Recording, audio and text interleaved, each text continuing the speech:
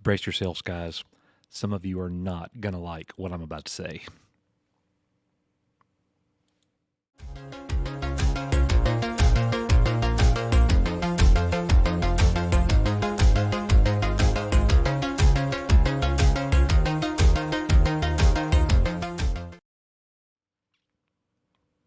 Welcome back to the channel, guys. Echo Base Network. I'm the coach. So glad that you are with us here today.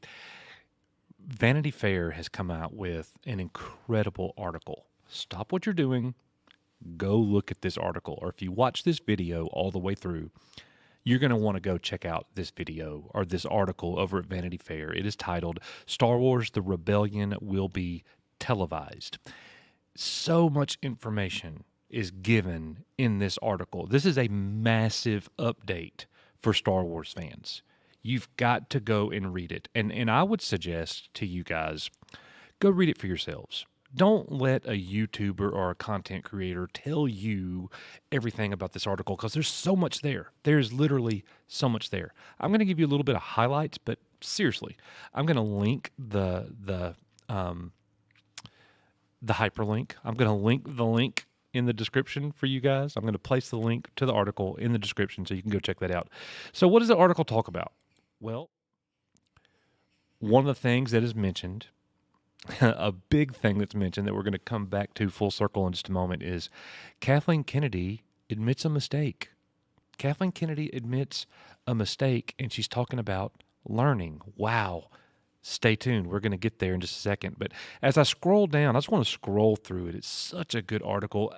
The magazine itself, looking at it right there with Cassian Andor, Kenobi, Mandalorian, and Ahsoka. So much is going on in the world of Star Wars, and some things that we don't know very much about yet. So the article begins with Diego Luna getting the phone call about reprising his role as Cassian Andor in the upcoming series Andor, which is good. It's good reading about it. They give you a little bit of information about that show, and you could see there the photo shoot with Cassian Andor, Rosario Dawson as Ahsoka. So the article continues. It continues on talking about Kenobi and Ewan McGregor talking about coming back to the character of Obi-Wan Kenobi. And he talks about the reluctance that he had way back before The Phantom Menace, that he was reluctant and really had to take some time to make the decision to be in these three movies, which are now known as the prequel trilogy. And he talks about it was the same thing this time around too, but he's so glad that he did do that. There's a lot of information there. And then it talks about Jon Favreau being the person placed in charge of basically the Star Wars streaming shows. He's over that, and how Lucasfilm has altered their path away from movies to the streaming shows, and how it's this union of Favreau and Filoni making Star Wars what it is and what it is going to be. Now, I got to tell you guys, as I read the article, I get excited. And I know a lot of you don't want to hear that, because you're going to read the article, many of us, and you're going to be looking for things that you would have a problem with. And I understand that, because you're not in a good place with Star Wars, because you don't think it's in a good place.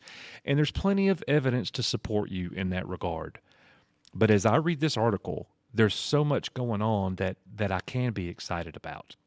And now that's not to say that there's not some red flags. One red flag is when Deborah Chow is in this article and she's interviewed, and she's talking about when she went and got Hayden Christensen, when she sat in his living room pitching the idea of coming back as Darth Vader, and what that was like. And one of the things that she said, you can see, guys, as I'm scrolling, the article is so long, and it was such a pleasure to read the whole thing. But one of the things that she said about Vader coming back, I want to find it right here and show it to you. It's an ongoing conundrum at Lucasfilm. How much should they showcase legacy characters, and how much they should keep them in reserve? Would introducing Vader to a story about Obi-Wan exile detract from their fateful meeting on Star Wars on the Death Star in 1977 Star Wars, when Vader strikes down his old friend? Or could a previously unknown encounter actually enhance the moment? And then the quote, "We have these what-if conversations 24/7, says Michelle Rejwan, an executive producer of Obi-Wan Kenobi, and one of the company's lead development chiefs. It's fun to, in your head, peruse the Star Wars toy store. Oh, we could have this character or feature that shit, but at the end of the day, we really need to keep it purely about why." And then here's the quote, or the part that I think that people are going to be like, I'm not sure about that.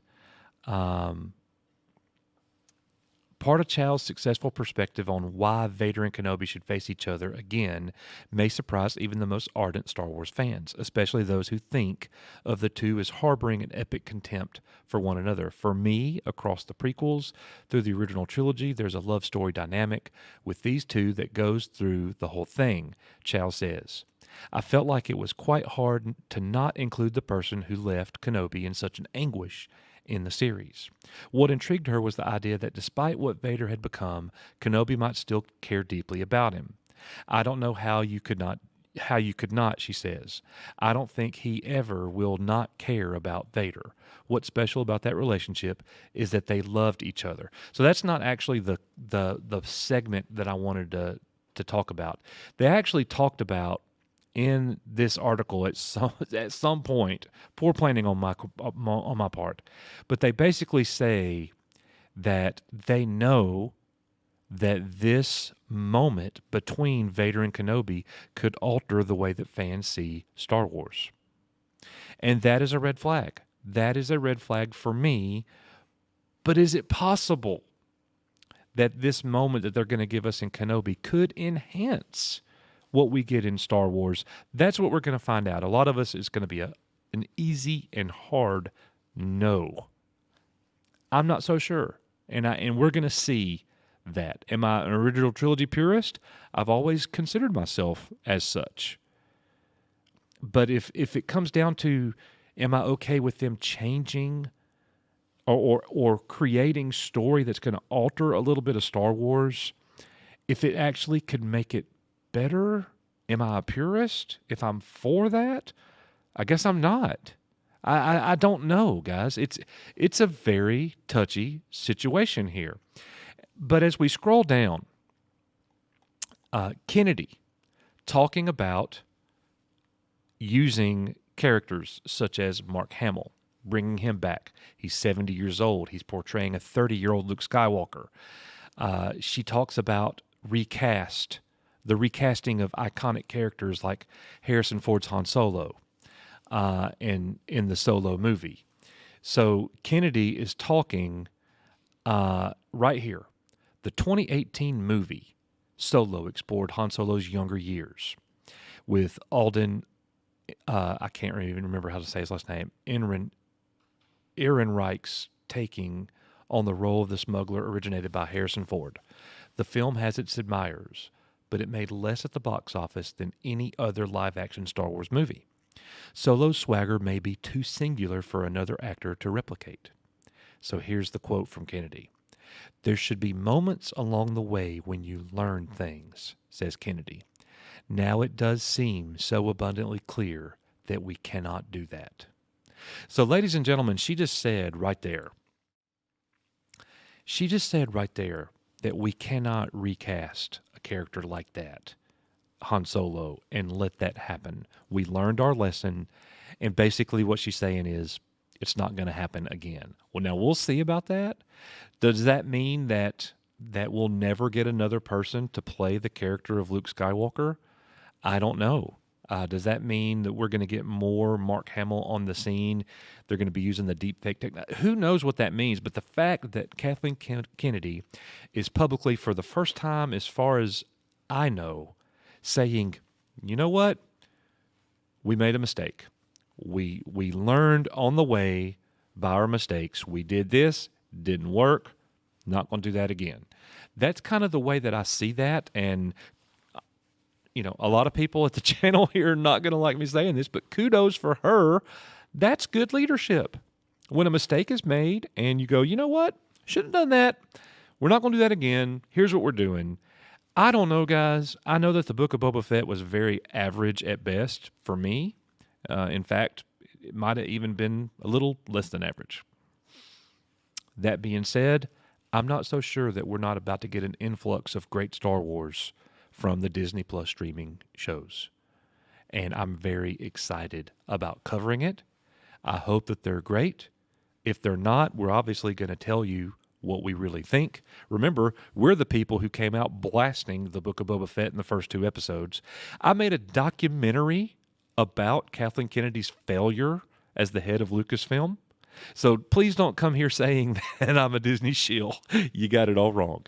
Anyways, guys, that's going to do it for us. Let me know in the comments what you think. Go and check out the article at Vanity Fair. Thanks to Matt Rissman for sending that to us. As always, we are Echo Base Network. Until the next one, I'll see you guys later.